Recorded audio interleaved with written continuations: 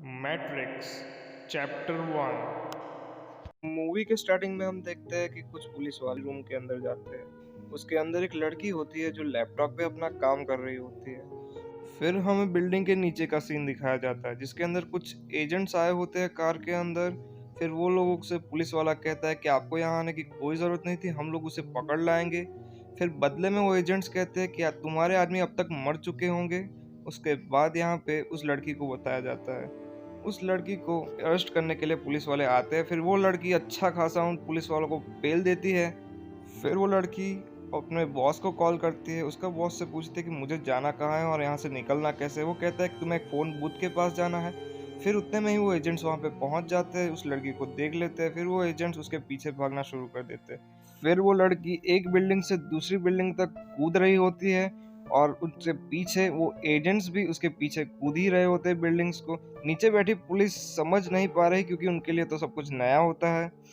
फिर यहाँ पे वो लड़की बचती बचाती वहां से भागती हुई एक जगह पे पहुंच जाती है।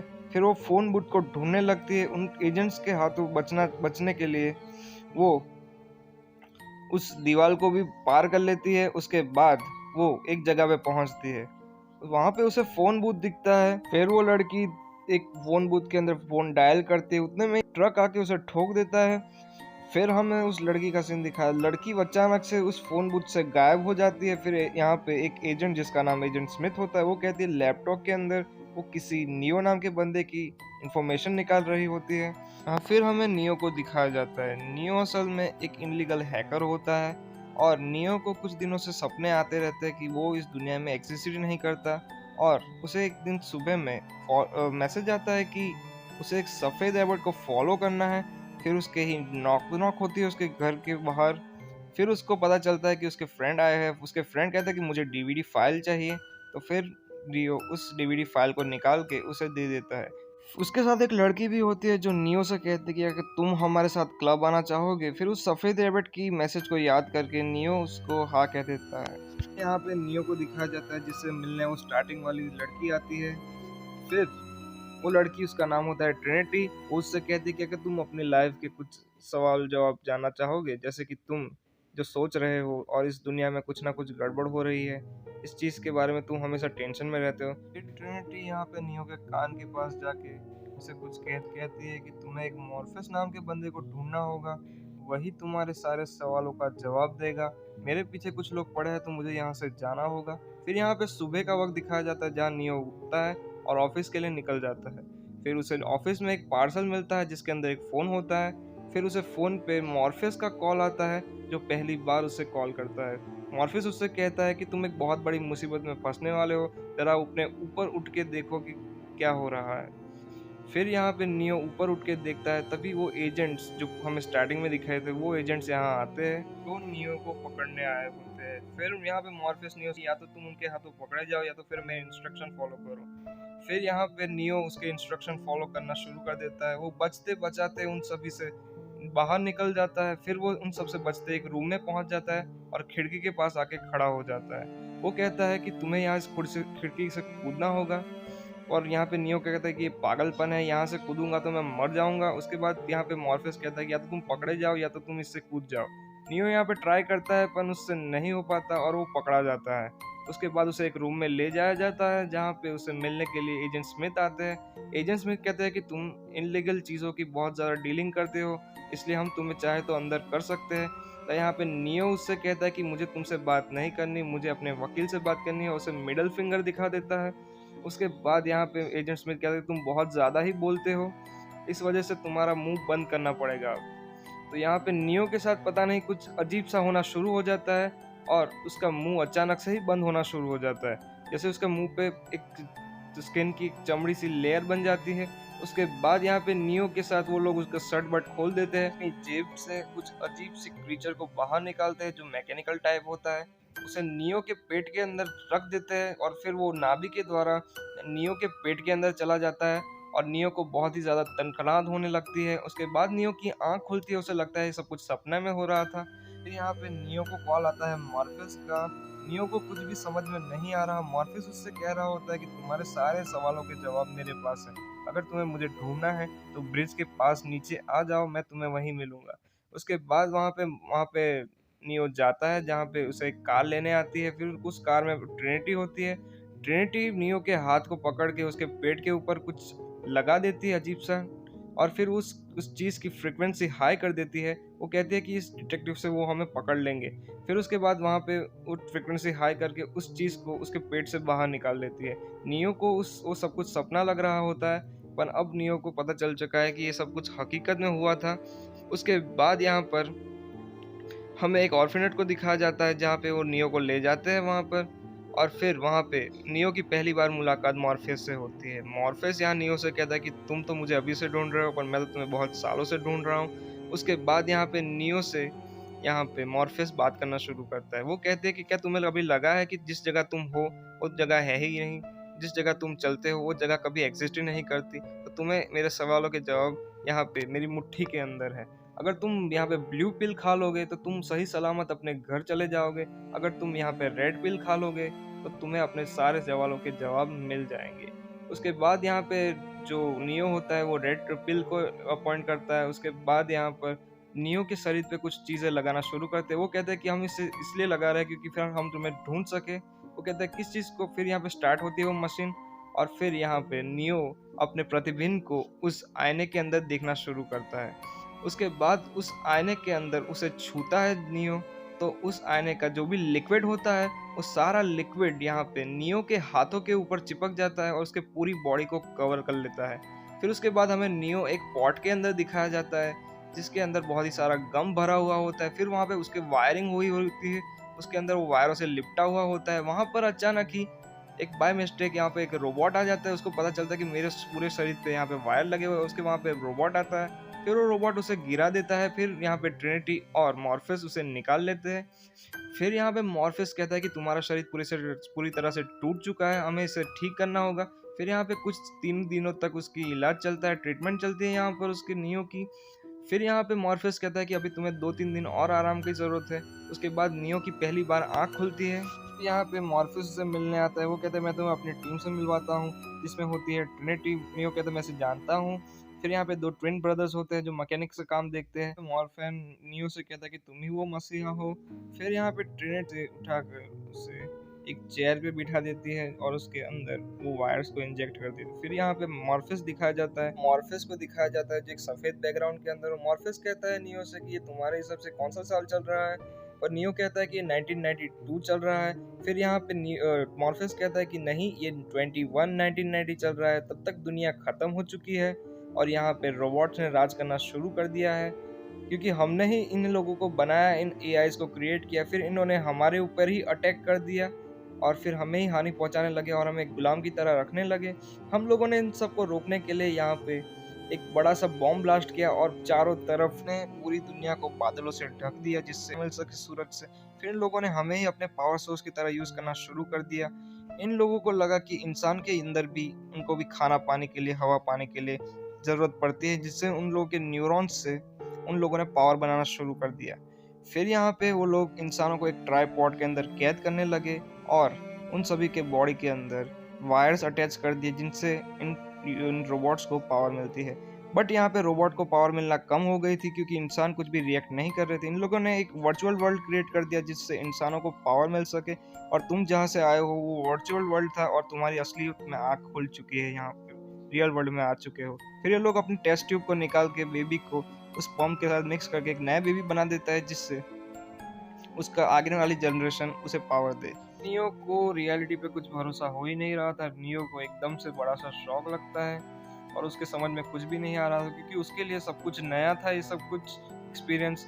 और वो दिमागी तौर पे बहुत ज़्यादा थकने की वजह से वो वहीं पे गिर के सो जाता है। उसके बाद वहाँ पे मॉर्फेस आता है। मॉर्फेस कहता है कि बहुत समय पहले एक बंदा था जो यहाँ से मैट्रिक्स में से निकल गया था, फिर उसने ही हम सबको बाहर निकाला और उसने कहा था कि जब तक मैट्रिक्स है तब तक इंसानों को उनकी चपेट से कोई नहीं निकाल सकता, और जब ये सब कुछ खत्म हो जाएगा तो इंसान वापस पहले की तरह जीना शुरू कर सकते हैं। फिर यहाँ पे वो कुछ दिनों के बाद मर जाता है। फिर यहाँ पे एक ओरेकल नाम की औरत आती है जो भविष्यवाणी करती है कि इंसानों को बचाने के लिए एक मसीहा आएगा, और मेरे कैलकुलेशन के हिसाब से तुम ही वो मसीहा हो। कल से तुम्हारी हार्ड ट्रेनिंग शुरू होने वाली है, इसलिए आज तुम आराम कर लो। और फिर कल से तुम्हें बहुत ज़्यादा हार्ड ट्रेनिंग कर। फिर यहाँ पे टैंक आता है, वो कहता है कि कहाँ से शुरुआत करें तुम्हारी ट्रेनिंग की, क्या तुम्हें मैकेनिक सिखाए या फिर तुम्हारे मार्शल आर्ट पे काम करे। फिर उसके शरीर के अंदर, वो उसके दिमाग के अंदर मार्शल आर्ट की सारी डीवीडीज अपलोड कर देता है, जिससे नियो को मार्शल आर्ट्स में महारत प्राप्त हो जाती है। उसके बाद यहाँ पे टैंक कहता है कि इसका टेस्ट लेने के लिए। फिर यहाँ पे मॉर्फेस खुद कहता है कि मैं इसका टेस्ट लूंगा। फिर यहाँ पे मॉर्फेस के साथ नियो बैटल करता है और एक अच्छी सी बैटल करता है। जिस लड़के को यहाँ पे लड़ना तक, अपना बचाव करना तक नहीं आता था, वो यहाँ पे सबसे ताकतवर इंसान यानी मॉर्फेस का सामना कर रहा है और मॉर्फेस को अच्छी खासी टक्कर देता है। वहाँ पे उसकी स्पीड और बहुत ज़्यादा बूस्ट हो जाती है और उसकी एबिलिटी बहुत ज़्यादा बढ़ जाती है। फिर यहाँ पे वो नियो यहाँ पे जंप्स भी बहुत हायर जंप्स करना शुरू कर देता है। फिर यहाँ पे दूसरे टेस्ट के अंदर नियो यहाँ पे एक बिल्डिंग से कूदने को कहता है मॉर्फेस, अगर तुम द वन हो तो कूद सकते हो यहाँ से। फिर यहाँ पे नियो कहता है कि मैं ट्राई ज़रूर करना चाहूँगा। बाहर बैठे लोग कहते हैं कि ये कर पाएगा क्योंकि ये मसीहा है, पर फिर यहाँ पे नियो कूदता है, फिर वो नहीं कर पाता। वो कहता है कि हाँ, पहली बार में तो कोई नहीं कूद सकता। उसके बाद यहाँ पे नियो थका हारा सो जाता है। फिर यहाँ पे ट्रिनिटी आती है, वो कहती है कि मुझे तुम पे पूरा भरोसा है और तुम कुछ कर सकोगे। उसके बाद साइफर यहाँ बाहर ट्रिनिटी से मिलता है। वो कहता है कि उसके साथ बहुत लगाव हो रहा है और मेरे साथ तो कभी तुमने बात ही नहीं की ठीक से।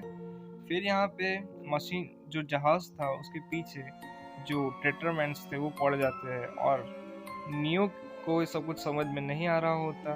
फिर वो लोग कहते हैं कि इलेक्ट्रिक चार्ज शुरू करना पड़ेगा, या इलेक्ट्रिक चार्ज मतलब मैग्नेटिक फील्ड होता है जिससे वो सारे रोबोट्स काम करना बंद कर देंगे, वो एक बार चालू हो जाता है तो। फिर यहाँ पे वो लोग इलेक्ट्रिक चार्ज शुरू कर देते हैं, जिससे वहाँ पे जो भी रोबोट्स है वो सारे बंद हो जाते हैं। उसके बाद वो लोग यहाँ से निकल जाते हैं।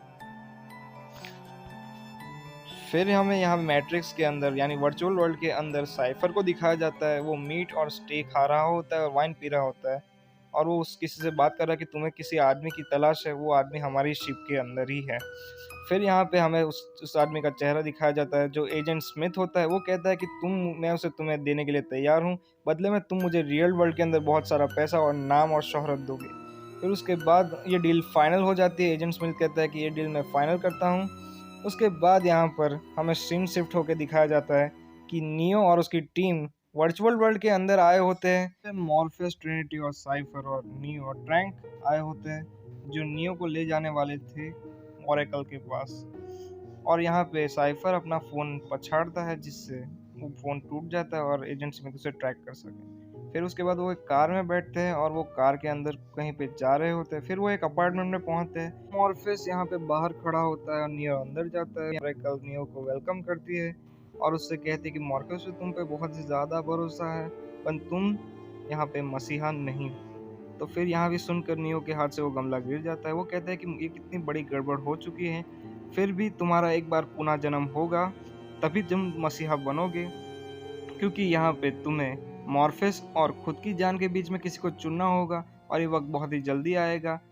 और फिर यहाँ पे नियो की समझ में कुछ नहीं आ रहा होता है। फिर वो ऊपर देखता है, उसके बाद वो वहाँ से निकल जाता है। फिर यहाँ पे मॉर्फेस और जो नियो था वो घर के लिए वापस निकल पड़ते हैं। उसे इन सबको आने के लिए एक फ़ोन बूथ का यूज़ करना पड़ता है, पर वहाँ पे अचानक ही वहाँ पे एजेंट स्मिथ के आदमी पहुँच जाते हैं और कोडिंग को बदल देते हैं। उसके बाद यहाँ पे वेपन्स को खोल के यहाँ पे साइफर यहाँ पे धोखा करता है इन सब के साथ। और फिर यहाँ पे ट्रिनिटी और जो नियो था वो बचते बचाते यहाँ से सही सलामत निकल जाते हैं, पर मॉर्फेस इन सब के साथ नहीं निकल पाता और वो एजेंट स्मिथ के साथ फाइट करना शुरू करता है, जिसके अंदर एजेंट स्मिथ उसे बहुत मारते हैं।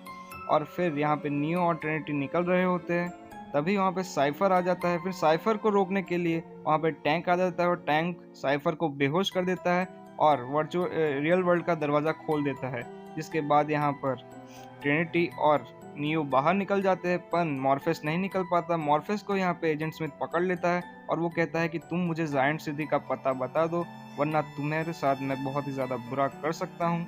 उसके बाद यहाँ पे मॉर्फेस कहता है कि मैं मर जाऊंगा, पर तुम्हें जायंट सिटी का पता नहीं बताऊंगा, क्योंकि जायंट सिटी एक ऐसी सिटी है जिसके अंदर अभी भी ह्यूमंस रहते हैं और वो रोबोट्स चाहते हैं कि वो ह्यूमंस को पकड़ ले और फिर से ट्रैप कर ले वहाँ पर उस स्पॉट के अंदर। यहाँ पे एजेंट स्मिथ का प्लान कुछ समझ में आ रहा होता है। एजेंट स्मिथ असल में एक प्रोग्राम होता है जो अब वर्चुअल वर्ल्ड को अपने हाथ में लेना चाहता है, क्योंकि वो अब मशीनों की गुलामी करने से थक चुका है। उसके बाद यहाँ पे टैंक कहता है कि अगर हम रियल वर्ल्ड के अंदर मॉर्फेस की बॉडी को ख़त्म कर दे तो वो वर्चुअल वर्ल्ड के अंदर भी मर जाएगा और फिर वो उस एजेंट स्मिथ को जायंट सिटी का पता नहीं बता पाएगा और सारी इन्फॉर्मेशन नहीं निकाल पाएगा। यहाँ पे एजेंट स्मिथ बहुत ही ज़्यादा डेवलप हो चुका है होता है और वो करप्ट हो चुका होता है, इसलिए वो अब पूरे ही वर्चुअल वर्ल्ड को कब्जा करना चाहता है। फिर यहाँ पे टैंक अगर अभी निकालने की कोशिश ही कर रहा होता है वायर, तभी यहाँ पे नियो कहता है कि नहीं, क्योंकि मॉर्फेस ने मुझ पे पूरा भरोसा दिखाया था और मैं उसके साथ ऐसा धोखा नहीं कर सकता और मैं उसका विश्वास नहीं तोड़ सकता, इसलिए मैं उसे बचाने के लिए वर्चुअल वर्ल्ड के अंदर जाऊंगा। यहाँ पे ट्रिनिटी भी कहती है कि मैं भी तुम्हारे साथ चलूंगी और हम दोनों यहाँ से मॉर्फेस को निकाल देंगे। फिर यहाँ पे वो कहते हैं कि तू मॉर्फेस को तुम पे बहुत ही पहले से ही बहुत पूरा भरोसा हो चुका था, क्योंकि तुम ही वो मसीहा हो जो हमें इंसानों को यहाँ से निकालेगा। फिर नियो और ट्रिनिटी वर्चुअल वर्ल्ड के अंदर आ जाते हैं और उसी बिल्डिंग में जाते हैं जहाँ पे मॉर्फेस को पकड़ के रखा है। फिर यहाँ पे बहुत सारे गार्ड्स होते हैं जो नियो के ऊपर बंदूक फायरिंग करना शुरू कर देते हैं। नियो भी यहाँ पे कुछ कम नहीं होता, नियो भी इन लोगों को मारने के लिए बंदूक फायरिंग करना शुरू कर देते हैं। यहाँ पे अच्छा सा फाइट सीन दिखाया जाता है जैसे हमें बॉलीवुड में दिखाया जाता है। बॉलीवुड वाले तो फेक ही है पूरे। फिर यहाँ पे वो लोग लिफ्ट से ऊपर जाते हैं जहाँ पर एजेंट स्मिथ का यानी एक एजेंट होता है जो नियो पे बहुत ही भारी पड़ रहा होता है। फिर भी नियो अपनी टैक्टिक से उसे मारने की कोशिश कर ही रहा होता है। उनके बीच कुछ अच्छी सी फाइट है जिससे यहाँ पे नियो अपनी टैक्टिक्स का यूज करता है। फिर वो एजेंट नियो के ऊपर अपनी बंदूक तान देता है। फिर यहाँ पे अचानक से ट्रिनिटी आके उसे गोली मार देती है उस एजेंट को। उसके बाद यहाँ पे नियो को मशीन गन देकर यहाँ पे नियो सारे बिल्डिंग्स को तोड़ना शुरू कर देता है और यहाँ पे बोरिस को बाहर निकाल देते हैं लोग सही सलामत। और यहाँ पर एक बार नियो ट्रिनिटी की जान भी बचा लेता है, जिससे मॉर्फेस को पूरा यकीन हो जाता है कि यही मसीहा बनेगा, आगे जाके हम लोग को छुड़ाएगा। फिर यहाँ पे इन लोगों को बाहर निकालने के लिए फ़ोन बूथ के अंदर डायल घुमाना पड़ता है जिससे ये रियल वर्ल्ड के अंदर जा सके। पर यहाँ पर अचानक ही एजेंट स्मिथ आ जाता है और वो उस फ़ोन बूथ को तोड़ देते हैं। वहाँ पर नियो फंसा रह जाता है। फिर यहाँ पे मॉर्फेस डिसाइड करता है कि अगर हमें नियो को बचाना है तो नियो को वहाँ से निकलना होगा। तो उसके लिए फिर हम यहाँ पे देखते हैं एजेंट स्मिथ और नियो की एक अच्छी सी फाइट सीन। जिस बंदे को लड़ना नहीं आता था आज वो यहाँ पर एजेंट स्मिथ के साथ लड़ रहा है। मतलब देख ही सकते हो तुम उसे कितनी अच्छी फाइट सीन यहाँ पे दिख रही है। मतलब यहाँ एजेंट स्मिथ को बहुत ही कड़ी टक्कर देता है नियो।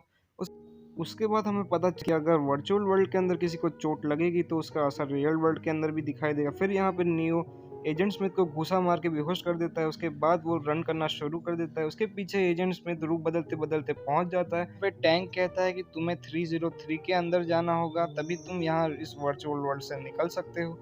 फिर यहाँ पे हम देखते हैं कि यहाँ पे जो मशीन्स होती है उन्होंने बोरिस की शिप को ढूंढ लिया होता है। अगर बोरिस की टीम ने यहाँ पे इलेक्ट्रिक पल्स का यूज़ चालू कर दिया तो फिर ये पूरी मशीन्स बंद हो जाएगी, पर इसके साथ हमें नियो भी उस वर्चुअल वर्ल्ड के अंदर फंस जाएगा और वो बाहर नहीं निकल पाएगा। फिर यहाँ पे एजेंट्स में उसे पकड़ के उसका भर्ता बना देंगे और हमारा मसीहा यहाँ पे मर जाएगा। इसलिए वजह से मॉरिस यहाँ पे इलेक्ट्रिक पल्स का शुरू नहीं करता। इस रियल वर्ल्ड के अंदर मशीन मॉरिस की शिप के अंदर घुस चुकी होती है और यहाँ पे तबाही मचाना शुरू करती है। फिर यहाँ पे नियो वर्चुअल वर्ल्ड के अंदर भागते भागते 303 में पहुंच जाता है। तभी वहाँ पे एजेंट स्मिथ आके उसे एक गोली मार देते हैं जिससे नियो वहीं पे गिर जाता है। फिर ये सीन शिफ्ट होता है ट्रिनिटी के ऊपर। ट्रिनिटी उससे कहती कि ओरेकल ने मुझसे कहा था कि मैं जिससे प्यार करूंगी वही वर्चुअल वर्ल्ड का मसीहा बनेगा, पर मुझे तो तुमसे प्यार था नियो। फिर यहाँ पे एक किसिंग सीन दिखाया जाता है। उसके बाद नियो फिर से उठ खड़ा होता है जिसकी बॉडी फिर उसका रीबर्थ होता है। फिर उसके बाद वो मशीन्स को देख सकता था।